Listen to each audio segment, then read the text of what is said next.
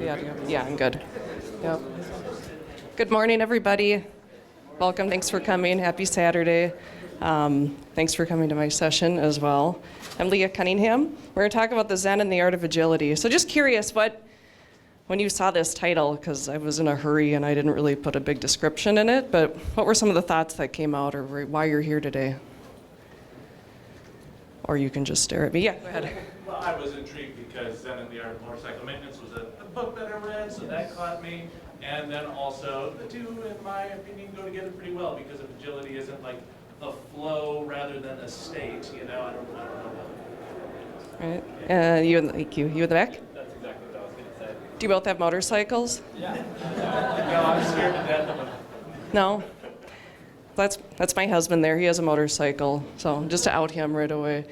And that's my boss over there. That's Jamie. Hi, Jamie. So let's get started. It's fairly casual and formal. It's a story telling you if you have to get out, that's fine. If I'm talking too fast, just tell me to stop. But let's get started. So I have been in tech for, I guess, 15 plus years. I'm now at SPS Commerce as a lead agile coach. My first job ever was in an orange juice factory, but I got canned because I couldn't concentrate. Such a bad joke. No, actually, I was originally a fine arts major, and then my dad was like, you should probably eat, at some point, so wound up in technology. Spent a lot of time at the University of Minnesota, which was really fun to hear Mark McCahill talk, and I used to work with Farhad and all those guys, so I'm old. I came to that conclusion, and I'm looking at Dan, because when did you start using Gopher? 1993? Yeah.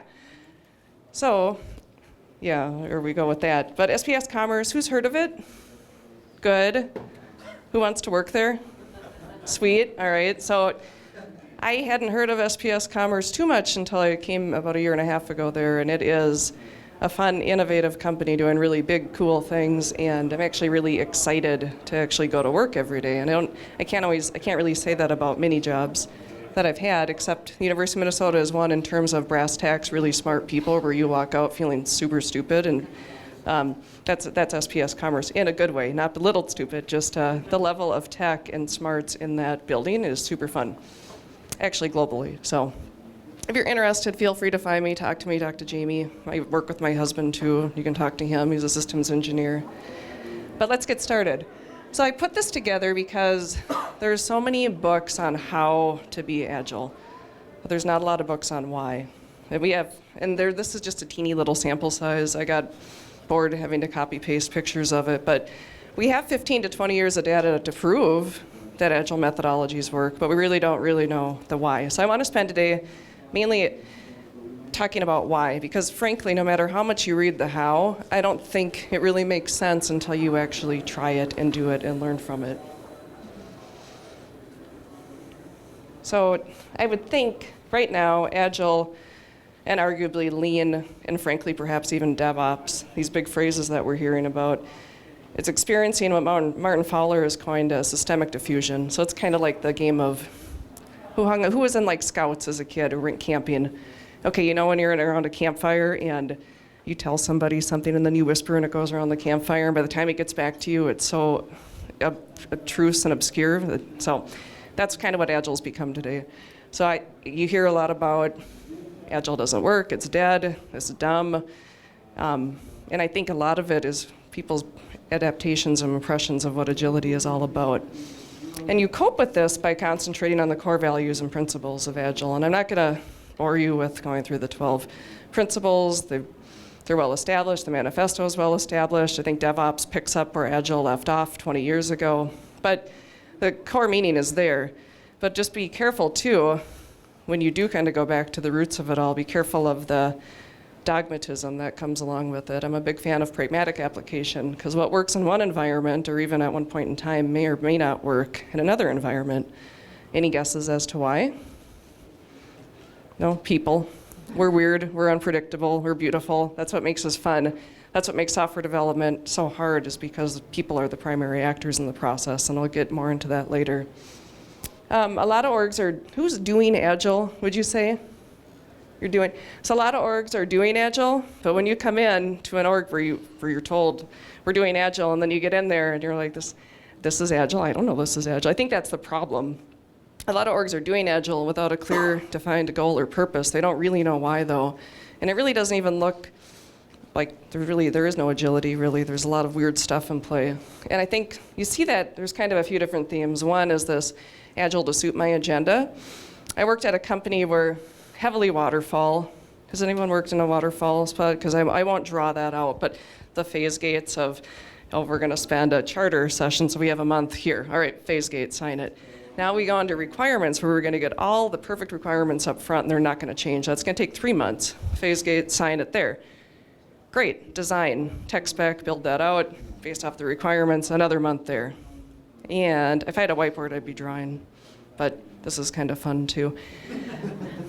Then it gets into the developers' hands, and they estimated it at the charter. They said it's going to take 2 months of coding, and it actually takes 6.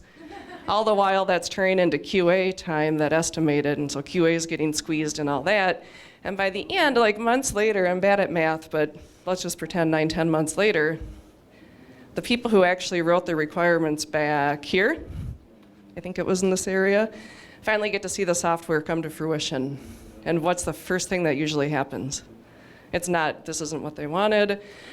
And then the project manager says, oh, there's a change request that we have to do that, so we're going to go back through all that. There's more paperwork. And it doesn't work. So that's an example, and I'll get into kind of the why of a little bit and different methodologies and beliefs. That works, that process that I just walked out works great if requirements never change. Yes, Zach? Explain quickly what Agile is for some of us that may or may not know. Oh. 30 seconds. Sure, I can. Does anyone else want to take a stab at it? I can. I'm just trying to get a break. It's a mindset. So Agile, you want the history of it quick? The history of it, like, so in the 90s there was this movement, a lot of object-oriented programming was coming about, and there was kind of this shift that was coming about in how to deliver software, and it had to do with people and feedback and all this. So I think it was 17 or 18 guys went on a ski trip out in somewhere out west. All men, by the way, no women. And they got together and they skied and they waxed philosophical on what they are doing differently. So extreme programming had been around, Scrum had been around, these things that come around. So they came together and wrote what's called the Agile Manifesto. So, and you can look that up, but it's really simple individuals and interactions over product. I'm not going to get into all the details on that. And then if you flip that piece of paper over, there's 12 principles behind it, and that truly is Agile. And they named it Agile because they wanted it to change. They didn't want the name to stick. And then a bunch of people found out I can write a bunch of books and make a bunch of money and go be a consultant. Like, I have a career, I have a job title because of it, but that's really it in a nutshell. We can chat more later, though, too. Did that kind of answer your question? Okay, thank you. There's also this false assumption that there's this one-size-fits-all approach to agility. And that's why we go out and we hire consultants and we rinse, wash, repeat, and it doesn't work, and we can't figure out why. And then there's my favorite is the absolute literal dogmatic approach of agility. Like, I had one person ask me when I first started at SPS if it's okay to sit during a stand-up. I'm like, are you going to yell at me if I'm like, I don't care if you're tired. Like, if it's working, that, you know, it's Scrum dogma to the core. If it's working, that's great, but maybe you're tired. I don't know. I'm not going to come and yell at you if I see you sitting during a stand-up. So there's all this weird stuff, and I think that's kind of the stuff. It's so rampant in our industry that it kind of leaves this bad taste in people's mouths. Interfere. I should probably copyright this. I don't know where I got it. Oh, so sorry if I didn't. It looks like from some horror movie, but the little werewolf on the right, that's code. Those are projects. This is us. And at one point, this werewolf was probably a pretty handsome, dapper-looking guy, and she was excited to hang out with him. At one point, your software project was really, really exciting, and you thought, this is going to be great. And then it turns into that thing, and you're like, oh my God, I don't know what I'm doing. You know. So there's this, we crave silver bullets. There are no silver bullets in agility. And we've forever been searching for silver bullets. Frederick Brooks, who was a big software methodologist back in the 80s, 70s, wrote a paper, oh, hey, Drew, wrote a paper on no silver bullet, essence and accident in software engineering. And he was positive that object-oriented programming would save everything and make it super easy. I got a thumbs down. Good intentions, and today, what are we hearing that's going to save a lot of our stuff? Functional, yep, microservices, all this stuff, and it's all good, and it's good. I'm not dissing any of that. It's just kind of, again, remember who are the key actors involved in this whole process? People, so, yep. So there is no single development, either in technology or software methodology technique, that's going to dramatically improve anything. There is no silver bullet. So it's okay. And the werewolves really aren't that scary. You figure out ways to get around them. Werewolves are kind of freak us out because they just unexpectedly transform from the normal into the absolute terror, much like software projects, missed schedules, blown scope.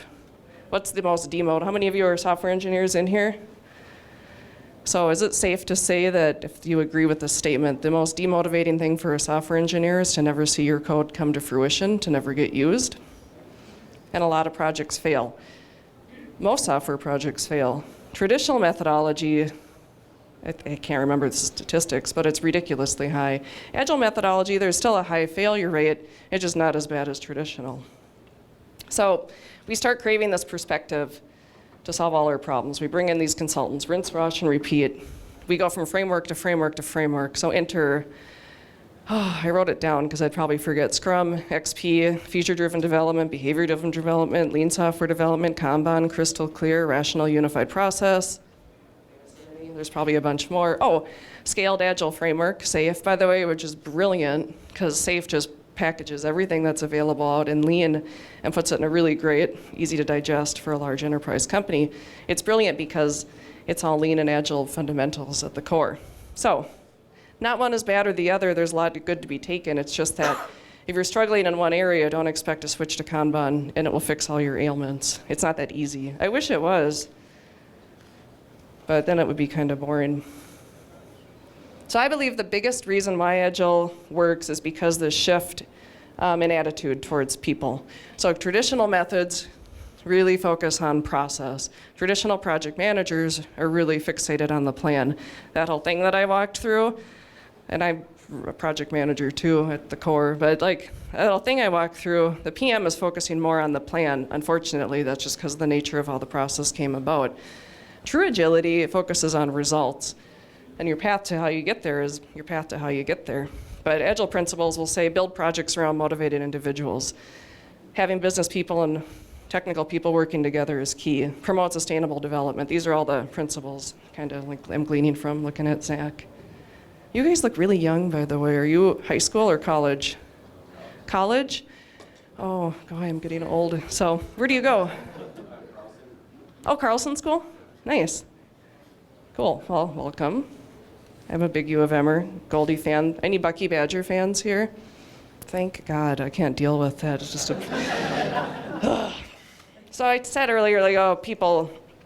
So if people over process is the key, and if we know that people are the primary actors in it, and we also know that people are highly variable and unpredictable, like last night, for example, scheduled dinner with my friends Molly and Kevin. They have 2 kids. So I always put a little bit of buffer time, knowing like, okay, they're always late, not their fault, just the kids. My husband and I, we don't have kids, so we have a pretty predictable schedule into when we eat. We're usually around, 6 o'clock-ish? So we made plans for originally 6, then there was sitter drama, it changed to 7, and then there were issues with that, and then it changed to 7:20, I believe. Eventually they showed up at 8. We were eating by 8:30. I was really hungry and emotionally upset, but we did fine. Case in point, unpredictable. No matter how well we had our plans, things changed. Totally fine. But this failure of process and methodology it all kind of comes together. We go in really thinking that, oh boy, this is going to be the perfect process and it won't change whatsoever, and it does. But Agilists actually will say you get a good group of people together, you get them motivated by solving a problem, and you let them choose their path, and off you go. Feedback is another huge helper of Agile methods. So when I walked across here and I did that painful, a lot of you are probably having PTSD a little bit because you remembered having to go through that. Agile methodology, because you're developing at a cadence, you're getting these constant feedback loops. Not only from feedback loops over who's using the software, but actually feedback loops through tests. That's a biggie.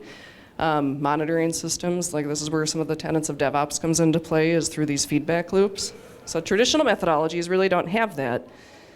And remember, people are highly variable and unpredictable. What we think we want for software and what we get maybe isn't what we wanted, and that's totally cool. Agilists will say we welcome change. It's a competitive advantage. A lot of companies who stay the course and with their strategy, and strategy it's easy to get enamored with, but if you never really stray from customer feedback or others, you risk nowadays going out of business, building the wrong thing. Building software is kind of the easy part. Building the right software at the right time is, I think, the really hard part. So we just we need to reflect on what's working. So that's where you'll hear stuff about retrospectives. How many of you who are doing Agile do retrospectives? How many of you do blameless postmortems after an incident? Blameless? You do? Just started that, Cool. like in the last 4 weeks. So blameless postmortems come around from DevOps. Retrospectives coined actually from the lean movement or Kaizen, the continuous improvement thing, but it's all about getting better. It's all about taking time out to reflect on what's working, what's not working, and how do we get better in a healthy environment. So I'm going to tell you a couple stories. One involves my grandma. That's my grandma Calhoun. So we like to eat in my family.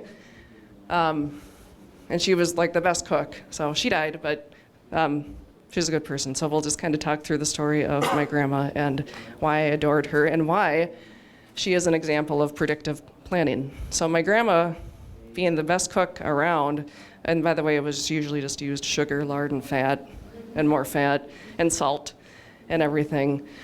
But when my grandma died, we were lucky enough to get all of her recipes, and she was so meticulous with it. She had it down to the brand, specific details.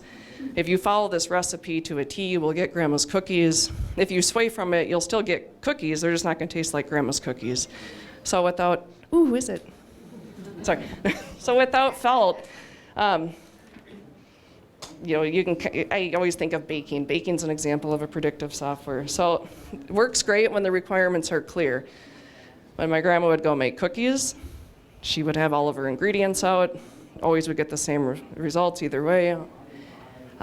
She was fun to cook with. One time when I was a kid, I was helping grandma cook, and I felt it so cool, and she accidentally cut her finger and bled all over into my family's meal, and then just told me not to tell anybody. And so that was uncomfortable Thanksgiving, having to watch it, but.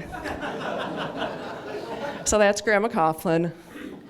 So bathtub, any idea why I have talking about predictive planning, why do I have a bathtub next? Bye. I hope it wasn't something I said. I'm just teasing. Sorry, I shouldn't pick on people. No. So we all have our own versions of adaptive planning, day-to-day. Hopefully everyone maybe took a shower in the past day or two, or a bath. So where I'm going with this is adaptive planning. You turn on the water. Most of you probably just don't jump in the shower and turn on the water and get blasted right away. You probably turn on the water and do what? Stick your hand in or dip your toe in the bathtub. And then you adjust it one way or the other. That's adaptive planning. You're getting that quick feedback loop. Again, in this case, it's in the case of taking a bath, but this is really agile methodology in this space. We're getting quick feedback. Predictive models work great in predictive environments. Software development, I think we're building sandcastles. So you're never really going to know how it's going to turn out. Your sandcastle might get destroyed, and that's fine. You just pick it up and keep moving on. So in order to really get to that, the whole organization needs to be adaptable. We have to be able to be comfortable responding to change and shifting and managing expectations. It doesn't negate us. It doesn't say go super crazy and not plan at all. There's actually more planning in agile methodologies than there are in waterfall methodology or traditional. It's just unlike that approach that I walked through, agile methodologies really kind of bake it into the DNA. You don't really notice it as hard as you do in a traditional methodology. So that's Grandma. I don't cook, by the way, at my house, because Dan does all the cooking, and hopefully you never accidentally cut yourself and bleed into my food like Grandma did. The other reason why agile frameworks work around this concept of communication being greater than technology. I'm not saying it's either or bad, it's just agilists know that face-to-face communications are the most effective way. And our world we live in, though, like SPS is a global company, so it's not reality to think that we all can have in-person, face-to-face conversations. But anyone familiar with Alistair Cockburn's model of communication effectiveness? So I'm going to crudely draw this out. So you've got how effective your communication is, and I'm a terrible speller, and I write like a 12-year-old boy, so hopefully you can read my handwriting. And down here, you've got your overall channel. So basically, the most communicated, highest up here, lowest down here.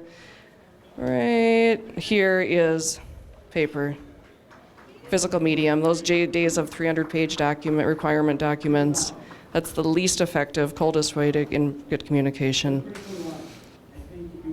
Email is about here. I think chat comes along here. The reason why these are so cold is there doesn't really allow you for back and forth talk. There's no really Q&A. Up here, we have two people talking at a whiteboard or sketching on an iPad. And here, I think, is phone. We kind of see the communication effectiveness goes up the more you involve people. So I like this model because it's not, email isn't bad, chat isn't bad. None of these are good or bad. It's more knowing your audience and knowing what message you want to get out, and using the communication channel is key. Building software, again, people are the key actors in the process. So if you need that constant feedback loop, you have to talk more. You have to find ways to get that in there.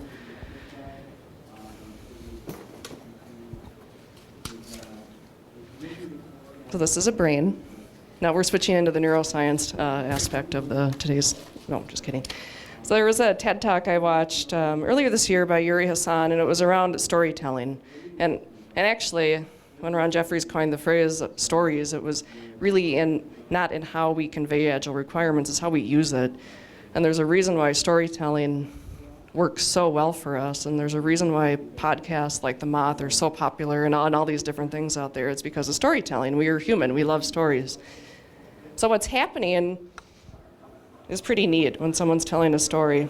And it's, what if, Yuri Hassan starts out his TED Talk by saying, what if I could give you a machine that would allow you to take all your emotions, all your memories, all your feelings, and transmit them to Zach?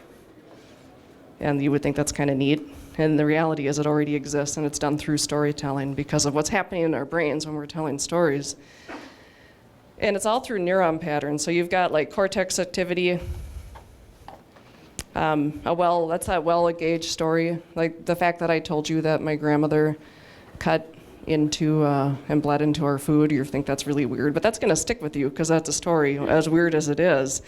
So a well-told story will start engaging all these different parts of your brain. Your brain also starts releasing dopamine, which everybody loves because it's a feel-good deal, but dopamine actually increases your ability to remember and retain information. Also, the interesting thing is this concept of neural coupling. So it was interesting, if we all would have been hooked up to a brain scan machine, and the science proves this, you can fact check it later, but if we all would be hooked up to a brain scan machine, when I was telling a story about my grandma baking and how she cut and bled into her food, and as we were listening, you were taking this information in and actually starting to reflect. Maybe you were thinking of your grandmother, and maybe you thought, oh my God, I hope she never really bled into my food. That's disgusting, Leah. Like, why are you telling me that? But what's happening is the parts of my brain that's lit up start to match the parts of your brain, and we pretty much all kind of get in sync with each other. It's really rather fascinating. That's why pair programming is so effective too, but we won't go into that today. We start mirroring. And that's why stories are so powerful. That's why 300-page requirement documents probably aren't so powerful. It's not really engaging. So agile requirements are all about small bite-sized chunks of stories to get out to convey the message, because ultimately at the end of the day, people are the key actors in the process, so you are building software to solve problems for people. It's all people related. Oops. How am I doing? Any questions so far? Too fast? Thumbs up? Thanks, Dylan. Keep going? Okay. And I think until 11:10, so we'll either get out earlier, or we can have Q&A at the end, or feel free to interrupt me anytime. The other thing around agile methodologies, which is key, is this concept of motivation. So Daniel Pink wrote a book called Drive, super good if you get a chance to read it. He also did a TED Talk, also super good. And I really started talking about like what motivates people. There's this concept, and we often fall, I know I do, we fall prey to thinking that extrinsic things are the most motivating. So money, recognition, cars, toys, whatever, like all these things outside of us are really motivating. And they are to a degree, but what really motivates people is this concept of intrinsic motivation. So Daniel Pink has this talk around autonomy, mastery, and purpose. And that's applicable to, I think, all of us in the room, regardless of what we do for a career or what we do for hobbies or anything. It's give me the autonomy, give me a problem to solve or to tackle, whatever it may be, and give me the autonomy to go do it. And basically let me master. You see it a ton with engineers. Engineers are super motivated by this. Agile methodologies have a great way of getting a problem in front of an engineer, like I have this thing I need you to do. This is a problem for me. And by the way, I trust you to go do it and actually solve it. That's really motivating. I'm married to an engineer, so sometimes for me it's a little like, okay, what did you build today? Like it's fun to hear, but sometimes it gets really tiring, but it's really fun. Love you, I don't mean to pick on you. Actually, I do. So agile methodologies figure out ways to, and actually anything, figures out ways to tie into that intrinsic motivation. And that's not unique to engineers, that's unique to all of us. You can start reflecting on times where you felt really engaged at work or in life or in general, and probably you were intrinsically motivated. Something inside you drove you to get motivated. It wasn't an external factor. When I worked at the University of Minnesota, I made less than half to what I make now, which was fine. I loved my job because Drew was laughing at me, poor civil servants. But it was great because I was so tied in with the mission of, like, I honestly felt like we were saving the world. I felt, at that time, I was doing desktop support at the College of Veterinary Medicine at the University of Minnesota. And I remember once I set up this printer to this mass spectrometer. And I asked the scientist, a research scientist, I'm like, what does this do? She's like, well, blah, blah, blah, blah, blah, blah, cure cancer. And I'm like, oh my God, the printer, it was so neat that I got to see like my little hooking up a printer to this thing, which I really had no idea what it was doing. I felt like that's really cool. I'm connected to the greater good. That was hugely intrinsically motivating because the most brilliant doctors there were really kind of not always good at email. And that's fine. They were also brilliant in other things. So I saw my way to get motivated in that process was being part of that. Much like where I'm at now, we're building actually really cool big things. It's fun to see how my little, I guess at the end of the day, my goal is to make a little dent in the world, the best that I can. And it doesn't have to be a big dent, but if I can see little ways where I'm making a little dent, that's super key. So I implore you to find out ways that, where do you get your motivation from? If it's purely external, maybe do some reflecting and figure out how can I take some of this concept of intrinsic motivation back to my team and my workplace so I can kind of get that same feeling where I'm excited to come to work all the time. I think I put the wrong little ghost. Isn't it, should be blue or is it red? Isn't the blue one Pac-Man eats? He eats all of them. Oh, he does? Okay, I was having a little meltdown earlier. But blue is the primary color that he goes after. Got it. So, you die if you eat the red one, so pretend this is blue. Because otherwise it doesn't make sense. At the end of the day, no matter how, I need to fix that, I thought, well, whatever. At the end of the day, no matter how perfect you think your strategy is and how well you know Agile or anything, or DevOps, or you've got it figured out, you've been doing it for 20 years, culture will eat you alive and you will cry. Or you adapt. So, being aware of the culture, that's where I say like that pragmatic application of versus the dogmatic application. Read up, I'm a lifelong learner, I love knowledge. But you also have to be able to think like, what am I doing? Is the culture ready for this Agile transformation at this point in time?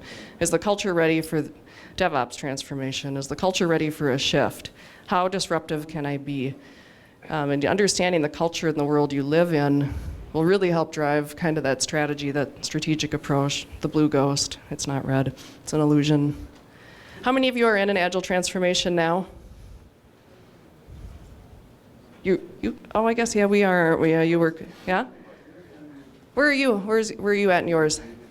Well, I actually just started at the company a couple weeks ago. Hold on. You've got a quiet voice. There you go. I just Embarrassed? You're totally right. a little bit.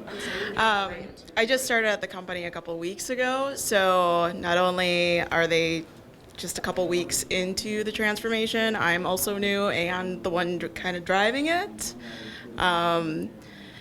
So it's interesting to see some people are really open to it and adapting to it. Other people are struggling with it. Like, I introduced the idea of pointing stories, and immediately the response was, "Oh my God, how many hours does a point equal?" We're not having that conversation today, though.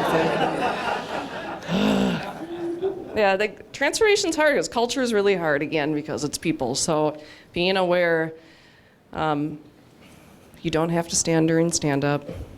You know, just kind of being aware of what works. If your stand-ups are lasting 45 minutes, maybe consider standing to shorten them, whatever, but get that adaptive feedback into play. But I can't stress enough, and I look back at all my humbling moments and screw-ups that I have, both at my current job and all the ones past. They've all been learning experiences, and there's things I did a year ago that I would never repeat, but I'm not embarrassed to talk about them. There's things I did a couple years ago that I would absolutely never repeat. Like one time I built the most convoluted workflow in Jira, like so many steps, and I thought, boy, I'm really smart. This is really neat. Isn't this cool? And then everybody stopped talking and they relied purely on the workflow approach. And I'm like, boy, I'm really dumb. That's stupid. So let's strip that away. So now Jira for me, I allow people 4, but it's three steps to do in process done. Because you talk about uniting a team, define your definition of done in process means all these different people are doing all these different things. I was creating essentially little mini waterfalls within our 2-week scrum that I didn't know. So I have more embarrassing war stories that way too. But point be told, do some time to reflect your culture and why you're shifting to agility. Some of you probably maybe don't need to go there, depending on the nature of your work you're in. I'm not that smart to tell you one way or the other. But take time in terms of what's working well for the culture today. How do you find goals that will align across the group? Not just within tech, but actually work with your HR partners, work with your finance partners, work with your product partners. It's this concept that comes out of Lean, which is on optimizing the whole. Jamie and I have been building out working closely with our finance partner because we want to take advantage of how we handle our accounting treatment for software without having to do the dreaded timesheets, because timesheets are not fun. You all are looking at me scary. So we don't do timesheets at SPS, and I shouldn't say we never will, as long as Jamie is around and I'm around. I think it would be really, we're never going to do timesheets. Yes? Could you expand on that? Why? Why not? Why not timesheets?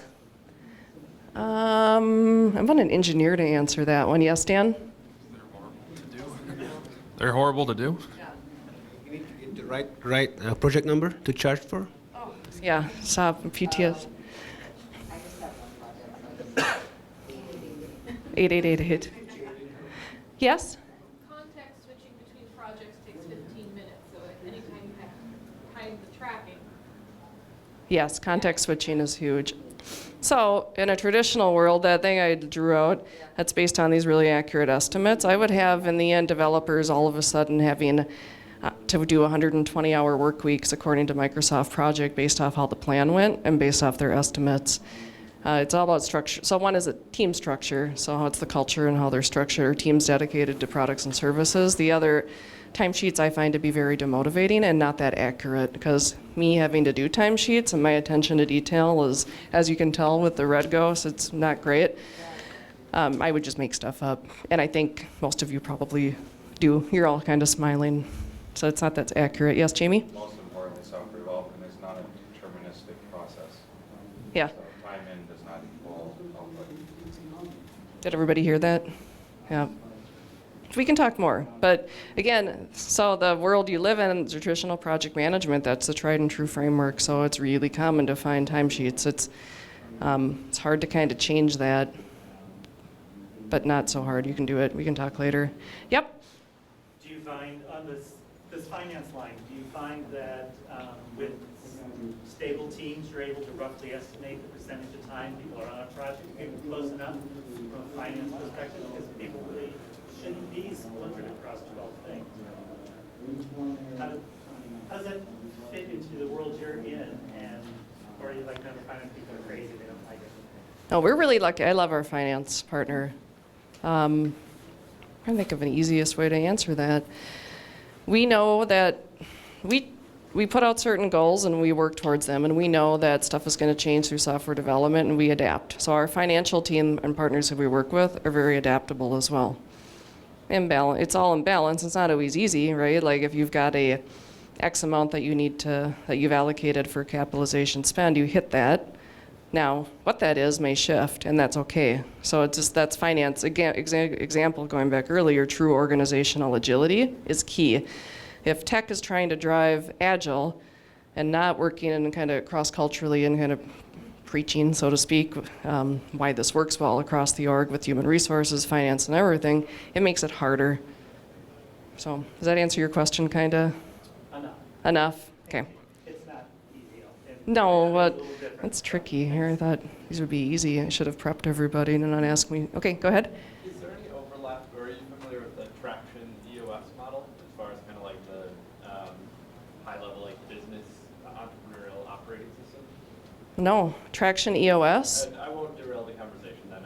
I was curious. I come from like the food startup world, and a variety of people use it to organize the business as a whole, and it sounds like there's parallels with Agile. But Yeah, I don't know about that, but you look at, if you boil down the brass tacks of Lean or Kaizen or Agile or all this stuff, it really kind of boils down to those themes of people, feedback. Simplicity is a slide that I should probably have up here that I could talk a long time on, but simplicity is key.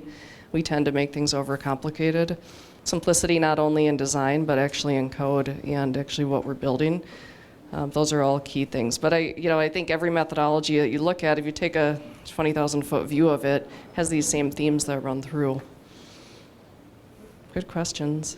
I wish I had more coffee. I'd be a little bit more awake for you. What else you got? Anything? Yep. I think that the idea of Agile helps a team just be more transparent with each other about what is going on. If you have an Agile team, no one says, I don't know what's going on. You do. Everybody kind of knows what's happening, and it kind of helps, I think, frame up, what work has to be done in this sprint, or what problems are we trying to solve in this sprint. And it changed also the way that things were, a lot of people were kind of coming to the development team for us with kind of fully baked solutions, like, hey, do this. Just put this in here, it'll be, and instead we've kind of changed that culture to say, just tell us what's the problem. And maybe the problem is a really important customer really wants to turn off something during a certain hour. Okay, fine, we'll do that, we'll figure that out. Whereas other times it's, the problem is we don't have this function. We really need this function. And then I think the development team really latches onto that.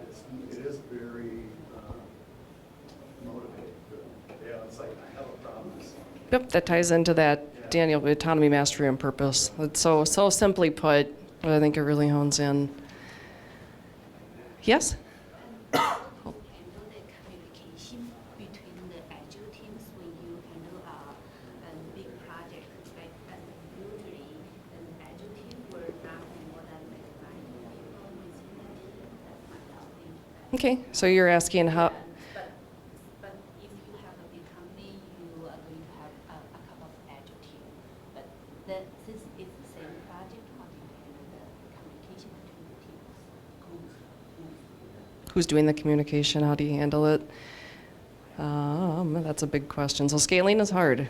I think that's why we have scaled Agile framework, and building software is hard too. But her question was, let me repeat so everybody can hear, is how do you handle projects with an Agile team for the same product? So multiple teams working on the same thing. Because Agile team is Agile, so the team size is small, and then we have the limitation that each Agile team is only less than 9 people. So Scrum will say Agile teams are small. The Agile Principles and Manifesto say nothing about team size. So this, again, is that balance of dogmatic application and pragmatic application. There is a point of diminishing return, though, when you think about how many people can actually be in the code base, how many people can be involved. So there is kind of that, I think that's the, what is it, the magical number of 7 plus or minus 2. But it's not easily done. Like one, if you have solid architecture in place, you probably don't need as much communication. If you need a lot of communication and people talking to one another to get information, you might be doing a little something wrong. So that's key.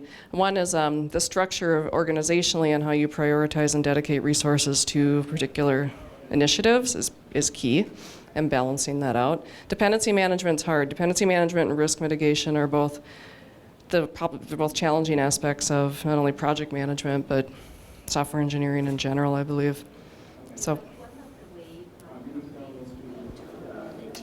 JAD called Joint and Analysis and Design Session, but I still find out it's not, efficient to communicate with among the teams. So that's why I'm asking that question. It would be interesting. Where do you work? United Healthcare. It would be interesting to ask the team what they would be able to do to work better. I know that's kind of like I'm putting the question back on to you. Jan?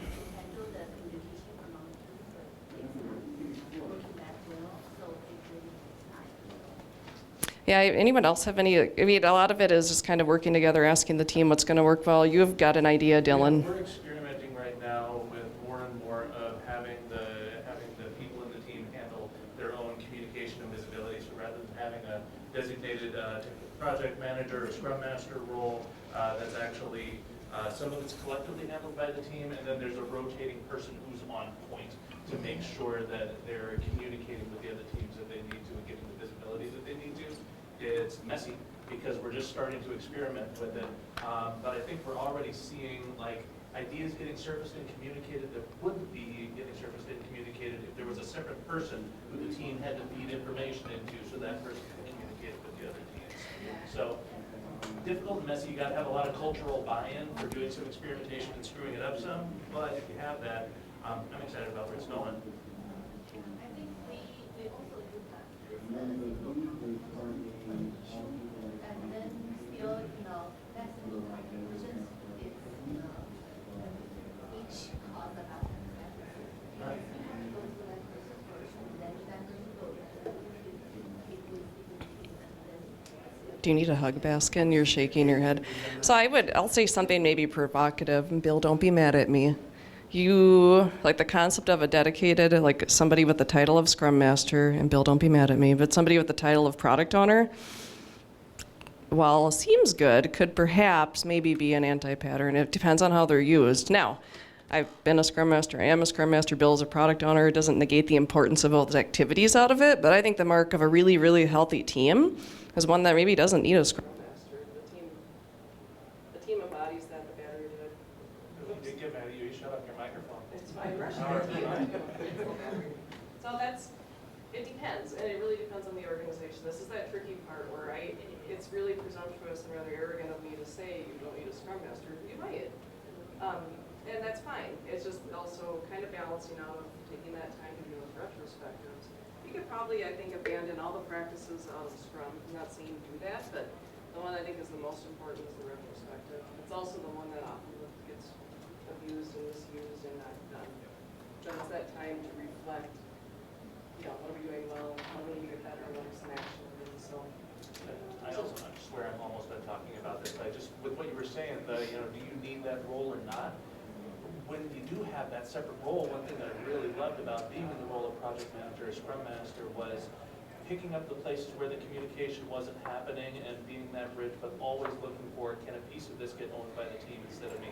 So the trying to work yourself out of a job, which never happens, does really keep increasing that quality of communication as the team gradually takes it over. Hi.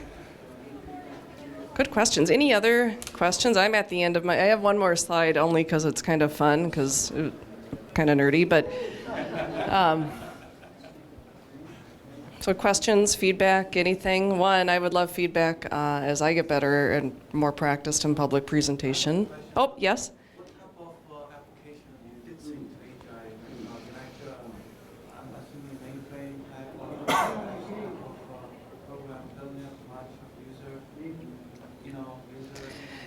Oh, so the best type, okay, here I can draw this easier than I can explain it. 1 second. So his question was what types of work or where in the adaptive spectrum do you put in agile methodologies? So I look at it this way. On one extreme you have predictive. So my grandma's cooking. Whoops, and I can't spell. On the other extreme you have reactive. This is for planning and predictability in the work you're doing. In the middle you have adaptive.